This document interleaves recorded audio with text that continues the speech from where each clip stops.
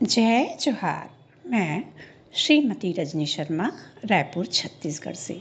बच्चों, कक्षा 9वीं में जो वन का चैप्टर है उसमें आपके लिए बहुत से उपयोगी चीज़ें हैं।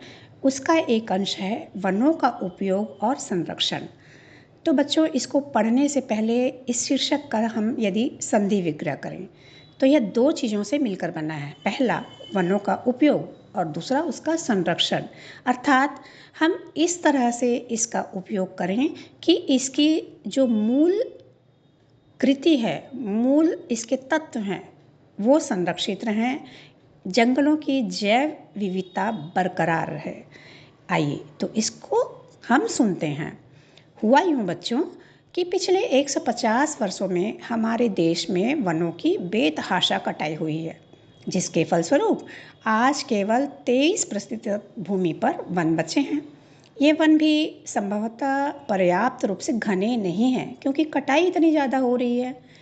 परंतु इसके बहुत से कारण हैं बच्चों। सबसे प्रमुख कारण बढ़ते शहरीकरण और औद्योगिक विकास। लकड़ी, बांस आदि की आवश्यकता बढ़ने के कारण बहुत तेज़ी से वनों को काटा जा रहा है। वन विभाग का एक काम है अवैध कटाई को रोकना, और एक योजना के तहत बूढ़े पेड़ों को काटा जा रहा है। बूढ़े पेड़ों को काटना और बेचना, लेकिन लगातार यह दबाव रहा है कि विभाग अधिकतम आमदनी कमाए। सन 1980 के आंकड़ों से पता चलता है कि पूरे देश में वन विभागों ने वनोपज बेचकर वन विभाग के सारे खर्च निकालने के बाद भी देश को बहुत करोड़ों रुपए की आमदनी हुई। केवल अविभाजित मध्य प्रदेश में 49,509 करोड़ रुपए का फायदा बताया गया है। इससे हम देख सकते हैं कि वनों का व्यावसायिक दोहन किया गया है।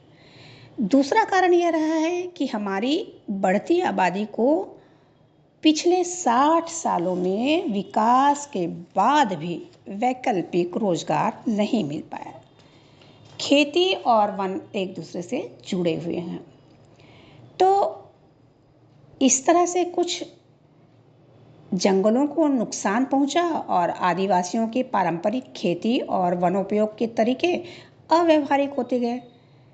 जंगलों को तेजी से कटते देखकर अंग्रेजी सरकार ने वन विभाग बनाया था और वन विभाग के सारे वनों का नियंत्रण अपने हाथों में ले लिया था।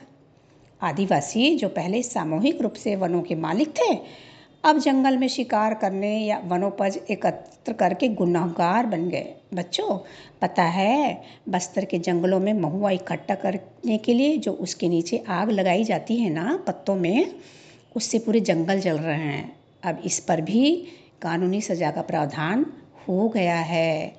तो जो अशिक्षित आदिवासी ही जंगलों का नाश कर रहे हैं और जंगलों को उनसे बचाना होगा। बच्चों, यह वाक्य बहुत महत्वपूर्ण है, आप ध्यान से सुनिएगा।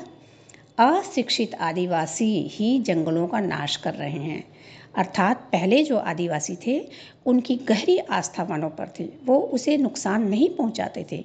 पर आप एक उदाहरण से मैं आपको समझाती हूँ। महुआ इकट्ठा करना है, महुआ के फल को बिनने में दिक्कत होती है, पत्तों के बीच में वो छुपे रहते हैं।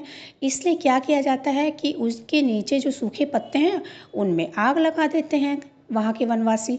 तो उस आग से पौधे भी तो झुलस जाते हैं ना, जंगल भी तो जलता है ना।